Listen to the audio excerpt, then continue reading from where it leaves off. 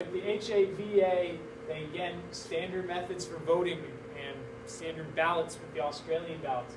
They made voting electronic so that they didn't have to deal with these hanging chad or the dimples or whether or not that was a poke all the way for this ballot. So it's all done electronically. However, again, you don't need to know this for the test. Most of these voting machines are outdated when they bought them in 2002. Technology is cyclical and they're kind of cumbersome, they're large, they're ineffective. They will count, but they're not the best machines. The underlying purpose of the HAVA, the Motor Voter Act, these efforts to improve the system is the idea that if we believe that our government is counting our votes accurately and that the process is correct and there's no kind of shady business going on, that will improve voter confidence in the government, which will then improve the amount of people that are willing to vote, right? I'm not going to want to vote if there's might not even count it because of some procedural issues. Again, the underlying purpose, trying to prevent voter fraud, that's the goal. Convenience voting, methods to make voting easier. Convenience voting in your textbook will say something of the sorts like methods to allow voting without having to enter the voting precinct. So again, trying, just like it says, trying to make voting easier, more convenient. Some states are moving towards voting directly online. No more standing in line, you just vote online. The EDR, same-day registration, allows for more convenience in terms of voting. The absentee ballots, now you could be across the seas in military, you could be at a school like I was when I voted in 2008, and then again in 2012, I would mail in my ballot because you register to vote where you live. So I put Santa Rosa, but I was in the great school in the city of Davis. So they sent my ballot to where I lived, at the time, where I grew up, and then my parents would send the ballot to me at Davis, and I would be able to vote through the mail, and they would count that ballot. Some states even allow for early voting. You can vote ahead of time, so before the November 8th election. Again, trying to make it more convenient. We said that one of the drawbacks was the barriers of voting, the fact that it's on a Tuesday. So is this effective, this convenience voting, the registration, the Motor Voter Act to improve the registration? There's really little evidence to suggest that the percentages have increased. 2008 is probably an anomaly, whatever. The goal being that the idea of 2008, Barack Obama probably motivated more people. There's HAVA was in 2002, Motor Voter before that, but there hasn't been a lot of elections. The convenience voting, they said, has even kind of not worked. It's had the negative effect that being able to vote by just clicking online, logging into a website with like a PIN number or whatever, has actually decreased voter percentages and turnout. And we can talk about why that might be. We mentioned what it is that people benefit from, why they vote.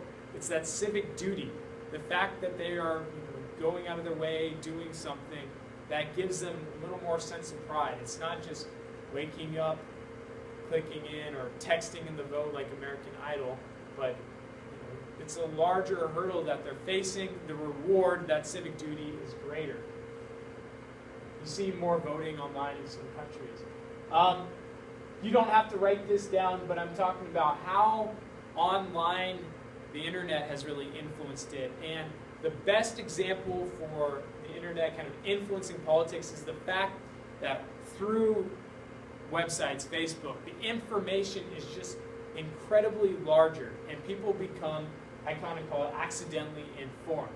My mom, not very political, but she knows some stuff on the candidates just from articles popping up, from Facebook messages that she gets about supporting this candidate for this reason. the information that is available on the internet allows people to become more informed politically. We know that those that are more knowledgeable on the process are more likely to vote. There are other ways that people can participate online: blogging, video posts, Facebook messages. We can get people to share their opinions, which again could be a good or bad thing. But I think it's a good thing that they're willing to discuss politics, right? The most dangerous thing to an electorate, a democracy, is an uninformed electorate. So giving them the opportunities to share their views, I think overall is good, although sometimes we don't really want to hear what are people's opinions. And then being able to donate online has dramatically increased some campaign funding. Obama did a really nice job in being able to mobilize young voters through an online process. Some terms that you might see on the AP test, I just wanted to kind of throw them at you again. We're talking about the political process. And really these three terms, the initiative, referendum, recall, are all forms of direct democracy, where the people can directly vote, create, influence the laws. So the first is the initiative.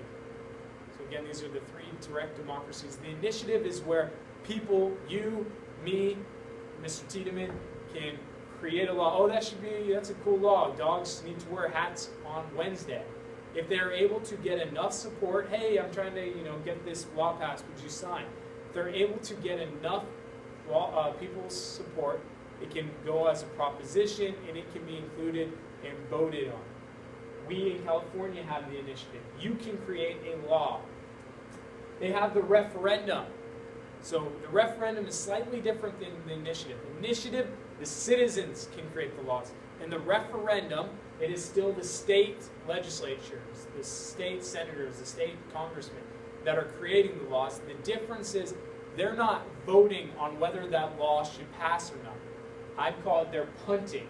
They're giving it to the citizens to decide. So they create the law, and then instead of taking a stance one way or the other, they're allowing the citizens to vote to decide whether they want that to be a law. That is the referendum, where, again, initiative, citizens are taking the initiative. Referendum, the citizens are refereeing, saying yes, we want that, or no, we don't. Okay, but they're not involved in the creation process. And then lastly is the recall, where they can recall a public official if there is, again, enough support, typically through signatures. Governor Gray Davis in California is a great example. We recalled him. There was enough support to get rid of him. The economy was kind of stagnating. We didn't think he was doing a good job, so we recalled him. We got rid of him. Then there was a special election when we got who as our governor? That's right, Arnold Schwarzenegger. So those are forms of direct democracy, how people can vote, directly influence the system. Last one, which group won voting rights more recently? A, 18 to 20-year-olds. B, Asian Americans. C, white property owners. And D, women. E, African Americans. Votes for A, 18 to 20-year-olds. That's right. 18 to 20-year-olds were the most recent people to get the right to vote. Thank you. Person to the right, tell the person to the left what amendment allows 18-year-olds that opportunity to vote. Remember, it was created after a reaction to Vietnam.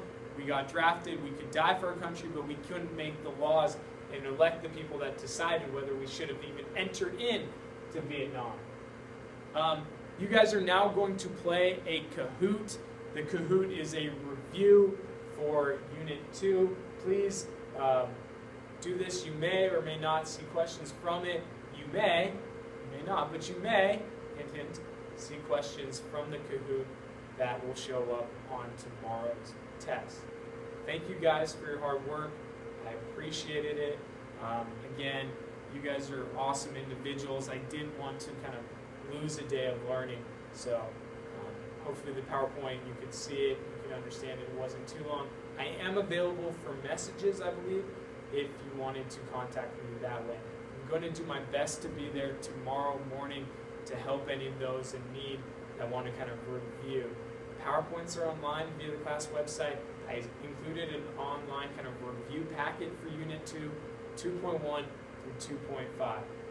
All the best on the test tomorrow. Should be about 30 to 40 multiple choice questions and one short answer FRQ. Thank you guys. Enjoy the Kahoot. Please do your best the rest of the period to kind of review for Unit 2. I don't have any homework assigned for you. The homework would be to study and review. Thank you. See you guys later. Bye.